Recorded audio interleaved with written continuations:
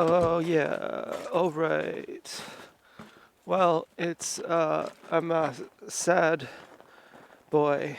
I'm a sad, sad boy. I'm uh, I'm beside myself right now because I have this microphone. As you may or may not know, I'm obsessed with microphones, and my favorite microphone of all time is the Shure SM11.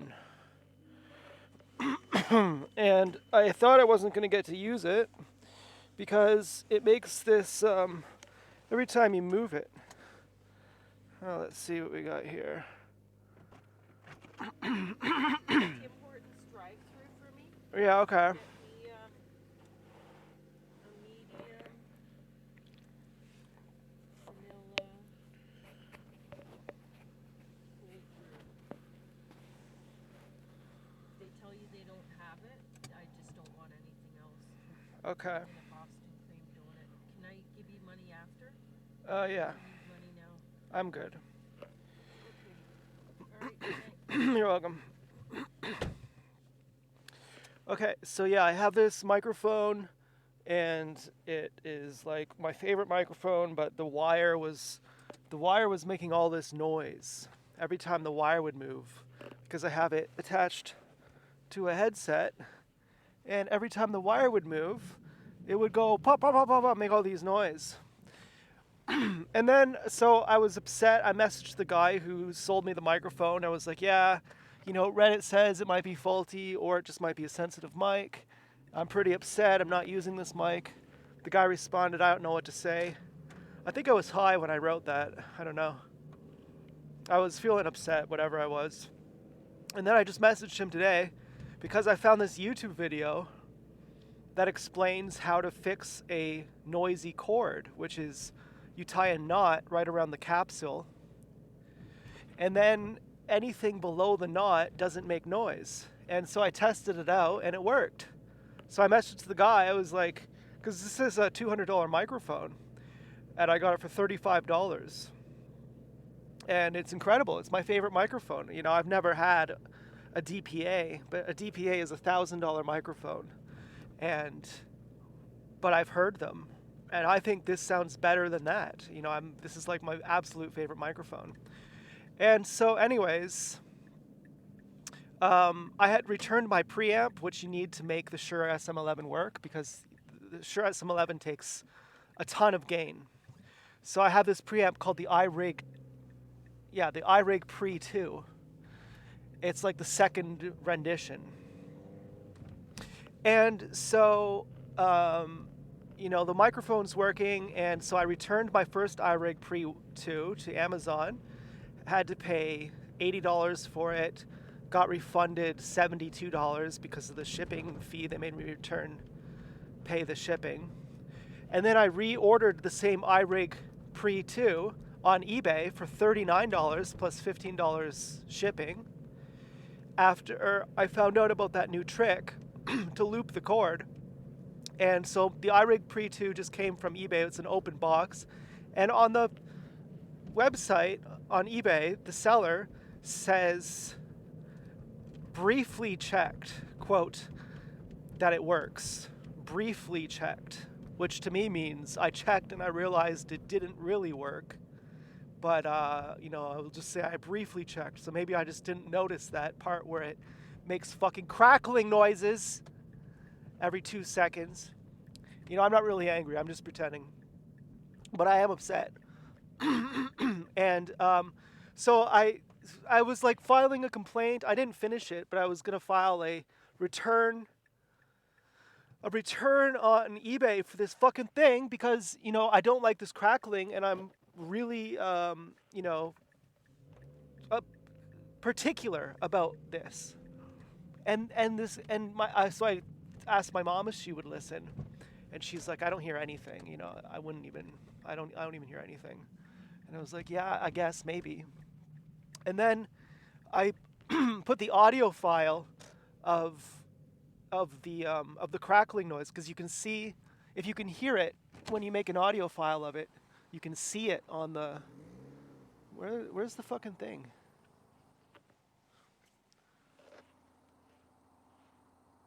Okay, see. Hello? Yeah, okay, see. Hi, can I have a medium vanilla cold brew Okay, and a Boston cream donut? sure. Anything else? No, thank you. You can, thank you. So yeah, my mom's like, yeah, I don't notice anything, and then so I put the noise, I put the noise floor of the recorder on the audio file, so I can visibly show it, so I can say like, look, see these little spikes, that indicates a crackling popping noise, so I could send that to the to eBay because they ask you for pictures. You know, how do you . represent that it's sorry, is it more what, sorry, what? Okay. How do you indicate it's more than um, how do you indicate it's sounding bad when it's, thank you, when what does a picture show, you know, like, so the audio wave file, it looks rather normal, you know, you could barely even tell. The noise floor is about just a little bit less loud than the crackling. And so I don't know. I mean that I don't really know if I'm trying to say I'm trying to prove it and I can't prove it. I actually do think that eBay would refund me even without showing them the pictures of the audio files. But fucking hi, thank you. But fucking whatever the case, it pisses me off. Like, you know, I'm okay. Imagine like you're recording a sound. So you have an audio file on on an image, so you can see the audio file, and you have two people talking over top of each other at the exact same loudness, and so you can't actually see on the audio file that there's, you know, it looks like, well, you know, the one person talking over is just talking exactly as loud as the other person, so it doesn't look like anything. But when you hear that the other person is talking over in like a different rhythm, saying completely different things, then it's fucking distracting. And it's like, you know, the fact that it's not actually much louder than the noise floor isn't really the point. It's like a different noise. It's like pop, pop, pop. It sounds like fucking popcorn. And here I am trying to be like enlightened, like fucking I'm so cool, and you know, I'm like zen and I'm calm and I'm with the universe. And I'm feeling like a petty fat little pig. Like, oh, my microphone doesn't work. Ah! Like, that's literally how I feel. Give me my microphone. Fuck you. That's how I feel. And I'm just like, this is so fucked. God. Fucking fuck. Well, I guess this will be the test, you know, and then there's more bullshit too. You know, I'm just gonna complain the whole time here. Then I ordered this other microphone called the Clippy EM272M, which was $125. I was like, hey, can I refund it before you guys send it? And they're like, yeah, but you have to pay $12 fee. So I was like, yeah, that's fine, you know, because I told them about my situation with the Shure SM11. I was like, that's fine. I got my new preamp working, so like I'm set. I have the microphone I want. Not realizing that I had also, like the eBay seller, only briefly checked the functionality and didn't realize yet, but it was in my subconscious mind. You know, I was like, that's a really loud noise floor. Here's a gang stalker. I think this place was, you know, they've pulled out in front of me. Like that's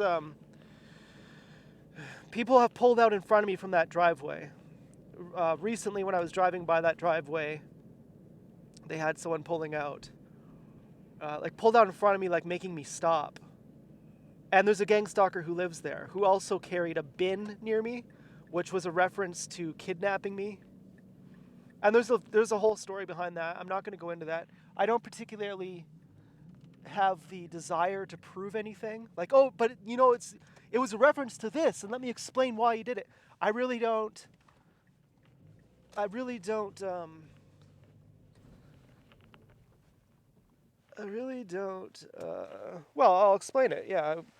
At one point, I woke up feeling like I had just been extremely violated. There was chemicals all over my mattress, and I talked about it on my blog that I wondered if someone had kidnapped me in my sleep and put me in my storage bin and carried me out. And then they had this really big, strong guy who lives there carrying a storage bin who would stalk me on the regular, follow me on the regular, following me with a big storage bin. And they frequently do that. They even had one time, they followed me with what looked like a motorized wagon. I know this is far out, but a motorized wagon with a big storage bin on top of it, big enough that someone my size could fit in it and have the lid on it. But anyways, well, what is there to say? Why I thought I was kidnapped, because I felt so fucked up that I thought there's no way they could have done that at our house. But that actually was, well, it was just too far out. If they did it at our house, there was no one home, they would have had to been watching my family too. And they would have been having to watch multiple people in our family who could have just randomly showed up. So I thought, I wonder if they kidnapped me, did something, then brought me back.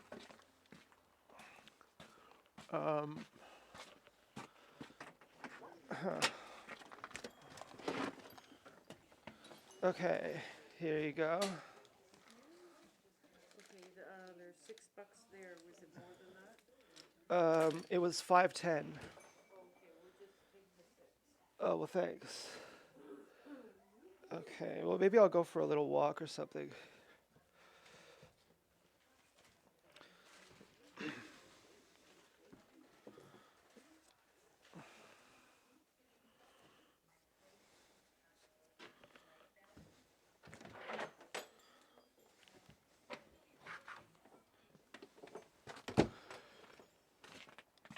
Okay, so anyways, yeah, for them to have kidnapped me, it would have been, I thought it was somehow more plausible. Because for them to, it felt like they took their time. For them to take their time in my own house while I'm drugged, while anyone in our family could just suddenly come home, seemed less plausible, because then they would have been having to watch everyone in our family. This is probably a gang stalker right here, to make sure that no one comes home. And I didn't know at that time that they had the resources to actually do that. And then I didn't know if it was family, I didn't know if family were in on it back then too. I still don't know. Like, our house reeks like smoke. Like, when I got into the house, I was like, oh my God, it just reeks like smoke in here. And if I tell that to my mom, she'll say, what? I don't know. I don't even smell anything. And I actually don't know. I don't know if she's pretending. I don't know if she's, like, I have no idea. It smells like a bar. It's like, if you've ever been in a bar where there's smoking, it's like the tenant literally chain smokes. She doesn't open her windows. And I feel sick. I feel literally sick all the time. Like, breathing in, that's a gang stalker. Breathing in is just, I'm always sick. Every day, from morning until night. 24/7, 365. She's smoking in the house all day, and her only job is to gang stalk. And it's the most bothersome thing.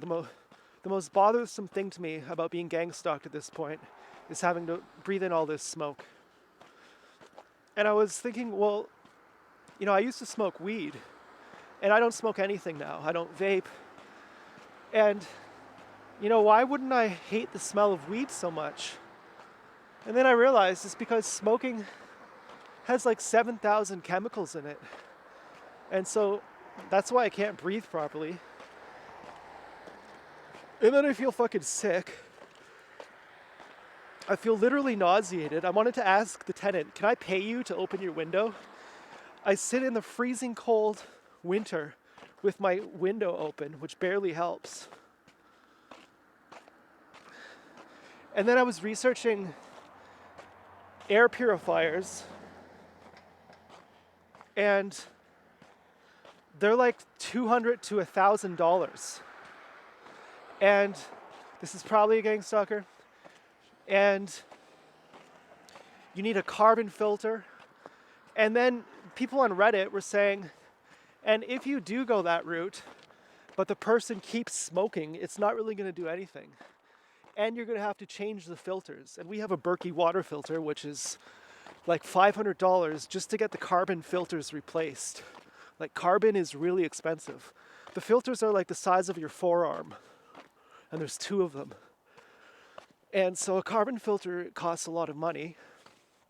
And so it's making me realize that the filters are being contaminated with all these poisons, and that's what's happening to my lungs. Like, my lungs are being used as a filter for poison. And the tenant has a cat that she never lets outside, and our cats are sick. Like, my mom and I both have a cat, and my cat is, the guy's scratching his face. My cat is too fat, and he's kind of aggressive with the other cat. And the other cat stopped eating. And the other cat is normally really fat. Normally my cat is a good weight, and the other cat is obese. And the other cat doesn't eat now, and he's like scary skinny. And he's went to the vet. He's got, we found out he has diabetes, I think. I'm pretty sure that's what it is. Maybe cats can't get diabetes, but I think whatever it is, he has to take medication for the rest of his life. But he's skinny, and there's something wrong with my cat. Like, he's clearly in pain, and I think he's constipated. But anyways, smoke is bad for cats too. And so it just pisses me off. It's, just going for a walk is better than being in that smoke-filled house.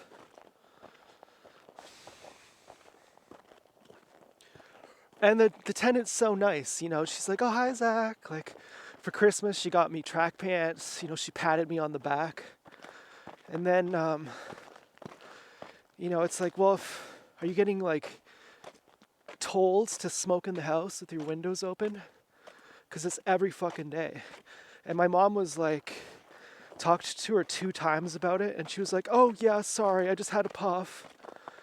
And it's like, back then, it took her a few months to get comfortable doing it, smoking all day, every day. And then one time my mom came home with her boyfriend, and she's like, does it smell like smoke in here? And I was like, I don't know if this is a trick or something. Like, yeah, it smelled like smoke in here every day for the last year. Every single day, the whole house is filled with smoke. And you have coughing fits. You cough for like half an hour sometimes. And that's because your lungs are being broken in. And it was just very odd. Like, why are you suddenly noticing this? When her boyfriend was over, I thought, is it because he's here and it's some kind of show for him? Or is it because you were out at the you know, you were gone for a while, and now all of a sudden walking home, you suddenly notice it. And she's like, do you smell smoke in here? And I was just like, I'm gonna like act like you're not gaslighting me, and I'm just gonna answer honestly and say like, yeah, of course.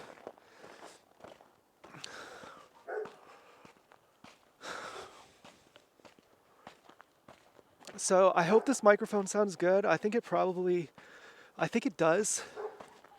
Shut that fucking dog up. Shut that fucking dog up.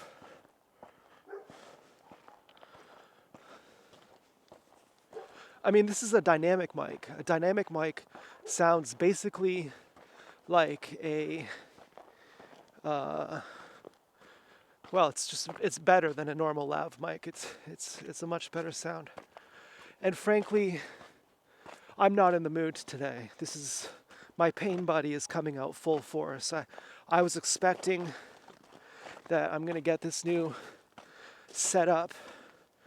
Finally, the thing I wanted for so long, it finally came to fruition. And then one more thing went wrong with it.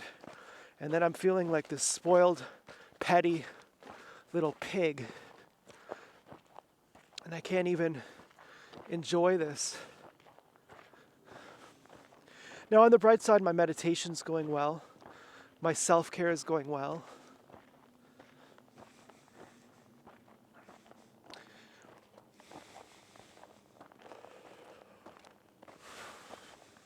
My positive thinking is going well. Now, I have heard beware positive thinking because it's a strategy by the charlatans that they say, think positive, and then by doing that, you repress your negative into your unconscious where it's way more powerful. And then you actually have a mental breakdown from doing that. And then you need the help of the moderator, of the priest or the therapist who tells you, think only happy thoughts. Don't think those bad thoughts. So when I say I have a positive mental attitude, I don't mean that I'm just thinking positive thoughts. I mean, my state of consciousness is more healthy. And as a symptom of that, my mind is more positive. I'm not so much dwelling on negative bullshit. I mean, even though I'm venting and complaining, I'm still enjoying my walk. And frankly, I might just be upset about this fucking crackling noise. Like, my mom has this new couch, and she's like, one of the cushions is not very cushy. And she complained. She's like, do you feel this? And I was like, yeah, but I don't really care. Wouldn't bother me at all. Whatever way the couch is, you know, this couch, and I'm particular about couches too.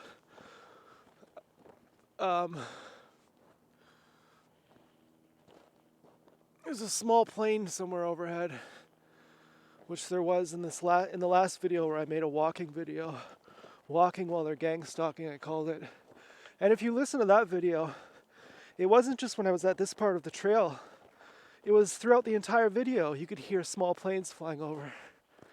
They fly over our house like 20 times a day sometimes. But my mom was like calling the couch company. She just got this couch, and she was complaining to get a new cushion. And so they're gonna send a new cushion. And when she said, I don't really notice this popping noise you're talking about, I said, well, it's kind of like the cushion, you know, I don't really care about that, you know. So I could return this preamp and get another fucking preamp. You know, that's kind of where my mind is at. You know, that's kind of what's upsetting me. This noise pisses me the fuck off. And who's really going to notice, too? That's the other thing. Who's really going to notice? Well, I notice.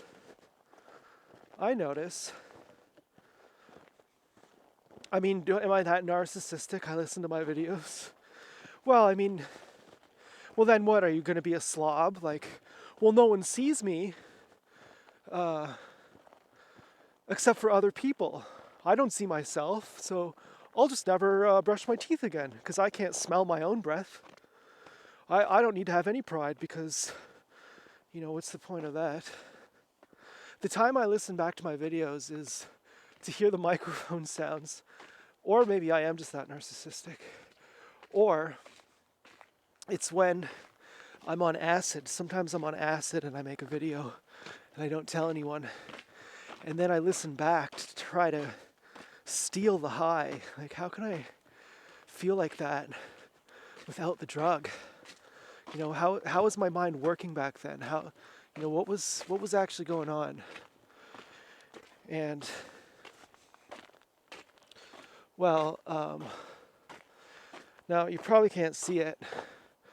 There's a car down there with its lights on in the driveway, gang stalking.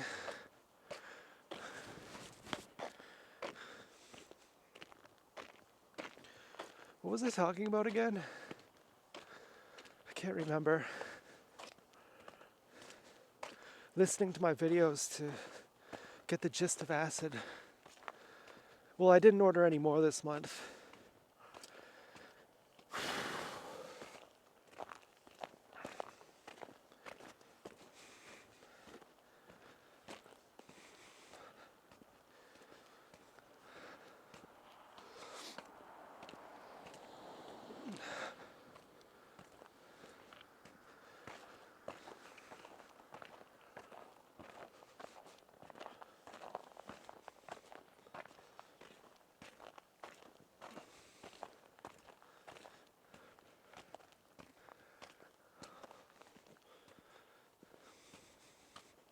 Well, I remember what I was going to say now.